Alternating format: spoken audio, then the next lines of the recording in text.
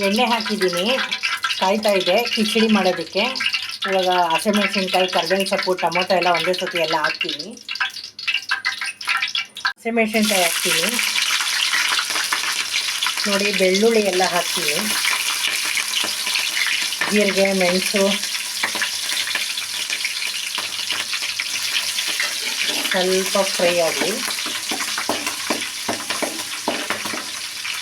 ಸೀರಿಸೋದು ಬೇಡ. ಇವಾಗ ಟೊಮೊಟೊ, ಕರ್ಬೇವಿನ ಸೊಪ್ಪೆಲ್ಲ ಹಾಕಿಬಿಡ್ತಾ ಇದ್ದೀನಿ.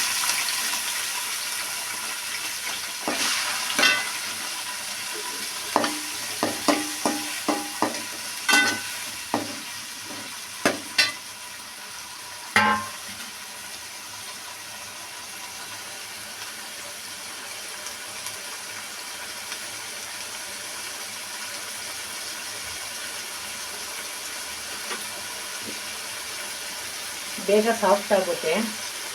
ಉಪ್ಪು ಹಾಕ್ತಾಯಿದ್ದೀನಿ ರುಚಿಗೆ ತಕ್ಕಷ್ಟು. ಇದು ಸ್ವಲ್ಪ ಎಲ್ಲ ಸಾಫ್ಟ್ ಆಗಲಿ.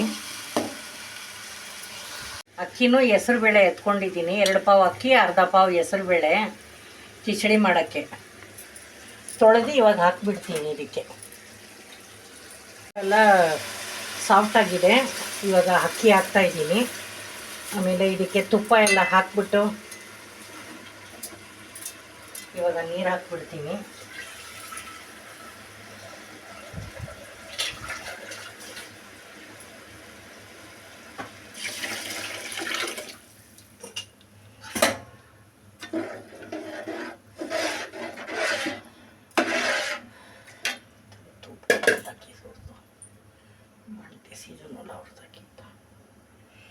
ನೋಡಿ, ಇವಾಗ ತುಪ್ಪ ಹಾಕ್ತಾಯಿದ್ದೀನಿ. ನಮ್ಗೆ ಎಷ್ಟು ಬೇಕೋ ಅಷ್ಟು. ಎಲ್ಲ ಕಂಪ್ಲೀಟಾಗಿ ಆದಮೇಲೆ ತೋರಿಸ್ತೀನಿ. ಇವಾಗ ರೆಡಿಯಾಗಿದೆ ಕಿಚಡಿ. ನೀವು ಇದೇ ಥರ ಮಾಡಿಕೊಂಡು ಊಟ ಮಾಡಿ, ಬಿಸಿ ಬಿಸಿ ಚೆನ್ನಾಗಿರುತ್ತೆ. ಚಿಕನ್ ಫ್ರೈ ಮಾಡಿದ್ದೀವಿ ಇದಕ್ಕೆ ಕಾಂಬಿನೇಷನ್ ಆಗಿ. ನೋಡಿ, ಚಿಕನ್ಗೆ ಕಾಂಬಿನೇಷನ್ನು ಕಿಚಡಿ.